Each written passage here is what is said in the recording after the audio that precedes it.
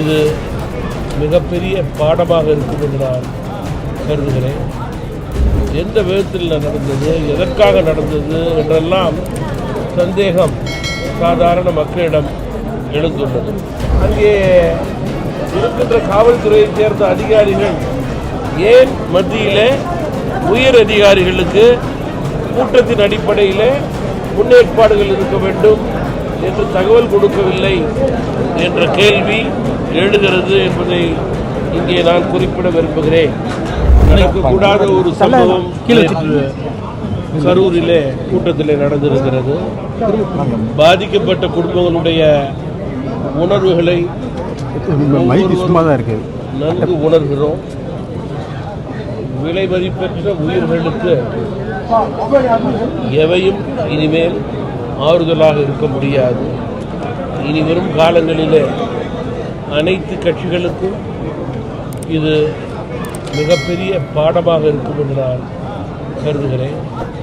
மேலும் இது ஏன் நடந்தது, எப்படி நடந்தது, எந்த விதத்தில் நடந்தது, எதற்காக நடந்தது என்றெல்லாம் சந்தேகம் சாதாரண மக்களிடம் எழுந்துள்ளது.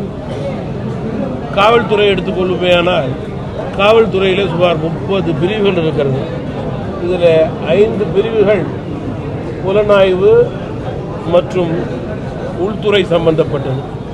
இந்த பிரிவு தான் SBCID அரசியல் கட்சி நிகழ்ச்சிகளுக்கு கூட்டங்களுக்கு ஒப்புதல் கொடுக்கிறார். இந்த கூட்டத்தை பொறுத்தவரையில் 10,000 பேருக்கு மேல் இருக்கும் என்று கூறி அனுமதி பெற்றிருக்கிறதாக தகவல்கள் வெளிவருகிறது.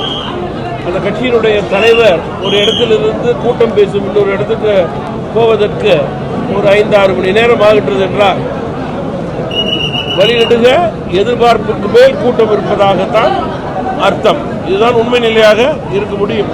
அப்படி இருக்கும்போது அங்கே இருக்கின்ற காவல்துறையைச் சேர்ந்த அதிகாரிகள் ஏன் மத்தியிலே உயர் அதிகாரிகளுக்கு கூட்டத்தின் அடிப்படையில் முன்னேற்பாடுகள் இருக்க வேண்டும் என்று தகவல் கொடுக்கவில்லை என்ற கேள்வி எழுகிறது என்பதை இங்கே நான் குறிப்பிட விரும்புகிறேன்.